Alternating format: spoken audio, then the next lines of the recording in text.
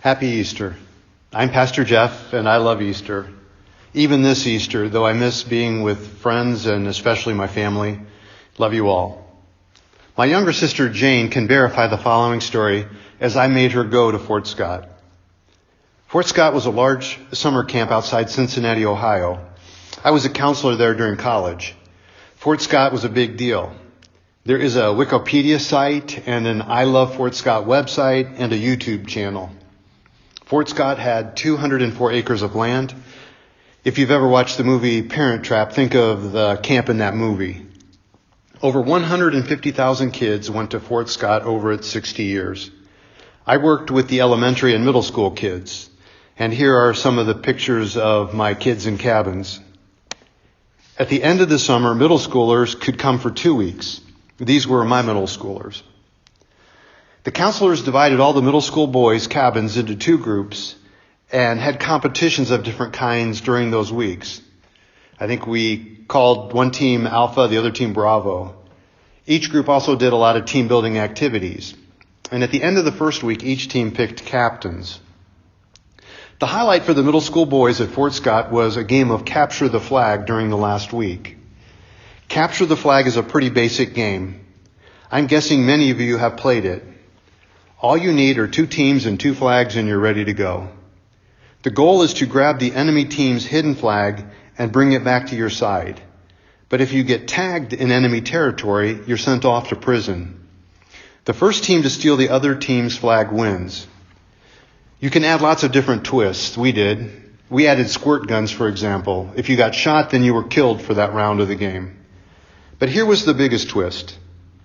At midnight, on one of the last nights in camp, the counselors woke up all the boys and hiked them into the middle of our huge woods. We played capture the flag from 1 a.m. until sunrise. The team's captains became generals and other officers were appointed. Counselors went over the rules with them, including some safety rules. Then each team got supplies, including their squirt guns, some snacks and water, a few flashlights, a couple of walkie-talkie radios, and of course, their flag to defend. Each team got sent to one half of the woods to set up their camp. Then they had until 1 a.m. to prepare when a siren went off and the game started. As a counselor, my job was to patrol the woods and check on kids. Let me remind you, the game was played with 11 to 13-year-olds in the middle of a large dark wood with trees and bushes and mosquitoes and animals. I got lost several times that night.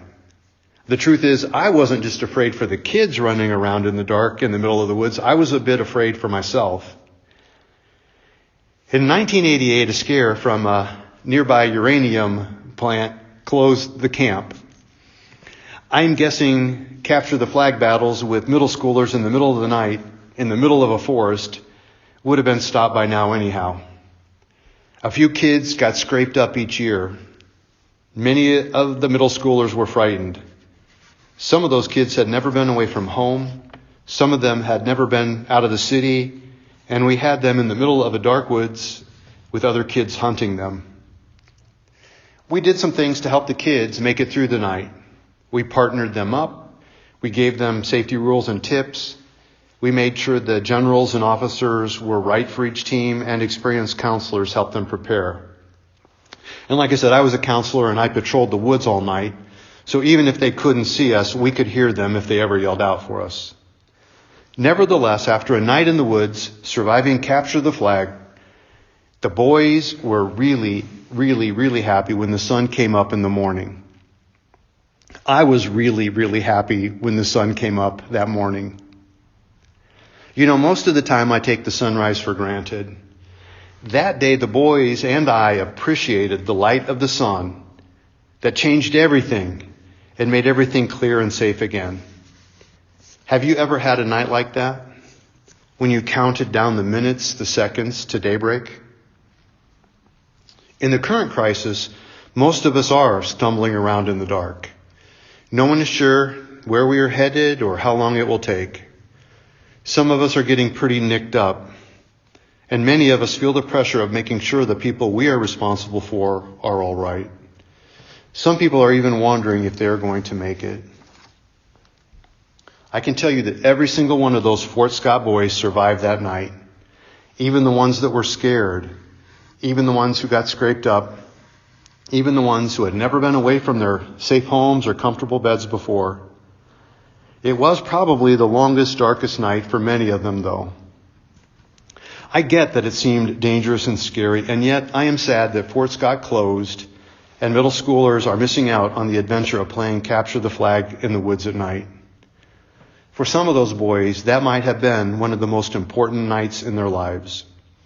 You could see 12 and 13-year-olds growing up in those 2 weeks, developing leadership skills most adults don't have.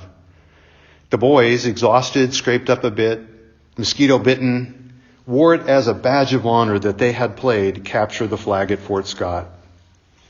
The younger kids looked up to them, and they looked forward to the day they would be big enough to play capture the flag. In spite of their fear and exhaustion, the sun rose anyway at Fort Scott. It always did.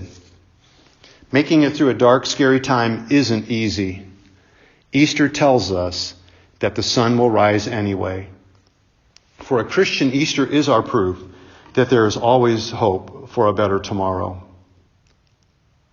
Mary Magdalene knew tough times. Mary is in all 4 Gospels. She's in our Gospel reading from John today. Mary is mentioned by name 12 times in the Gospels, more than most of the apostles. Mary is a witness to Jesus' trial, torture, crucifixion, burial, and resurrection. All 4 Gospels identify her either alone or as a member of a group of women as the first witness to the empty tomb and the first to testify to Jesus' resurrection.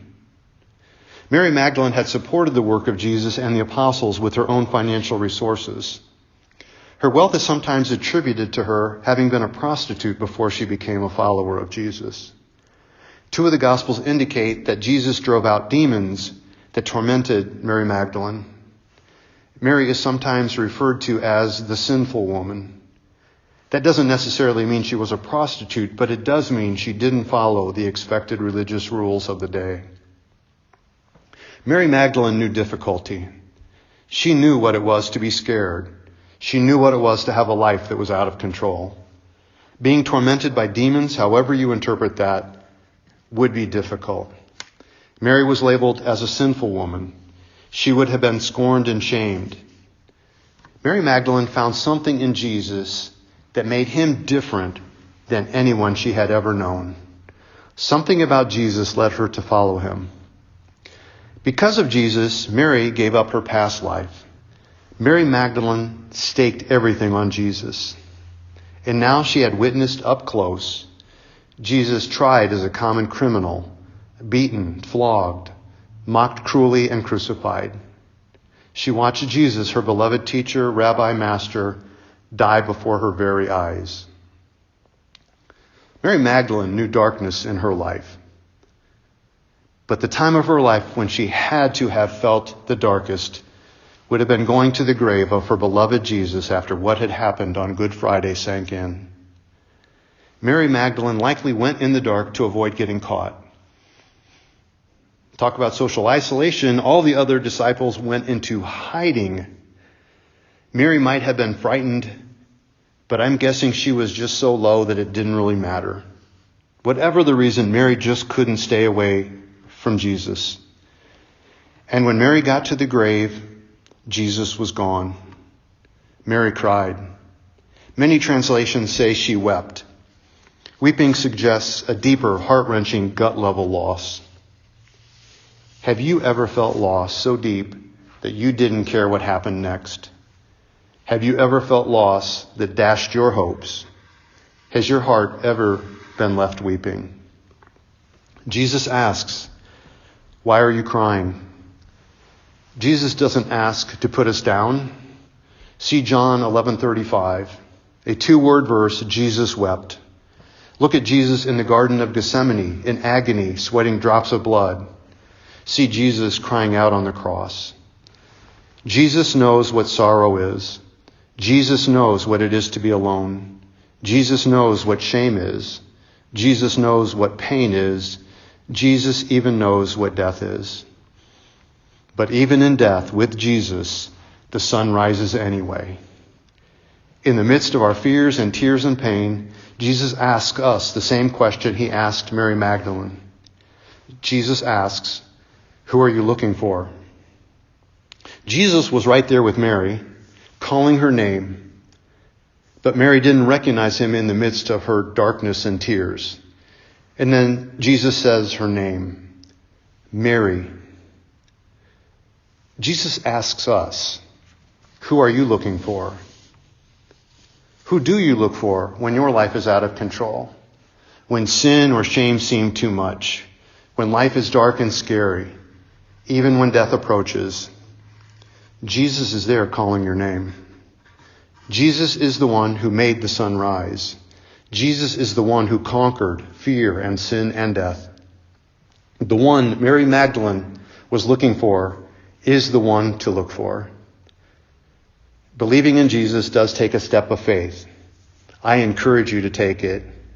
And if you haven't noticed, trusting in the things of this world is a risky proposition. If you were like me, and a healthy stock market would help you retire someday, these last 2 weeks have said don't count on it. We all see how secure jobs are when the economy tanks. And if you expect the government and our healthcare system to ensure everyone's safety and well-being, I am sorry. They cannot eliminate all risks. And if you think you don't need anyone else, if you have ever truly been socially isolated, you know differently.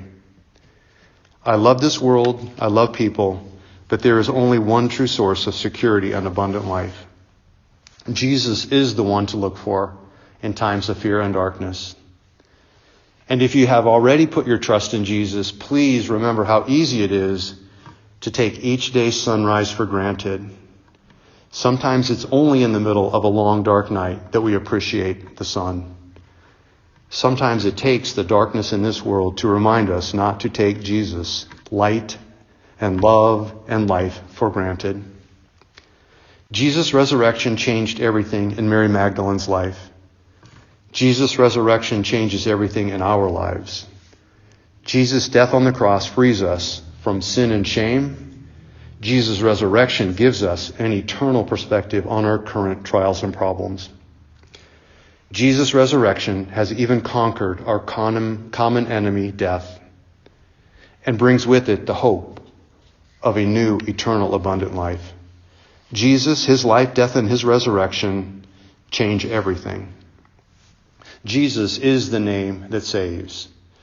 Jesus is the name above all names. We're going to close with Amy Walker leading us in the song, "What a Beautiful Name." I encourage you to sing it in praise and gratitude of Jesus, the name above all names.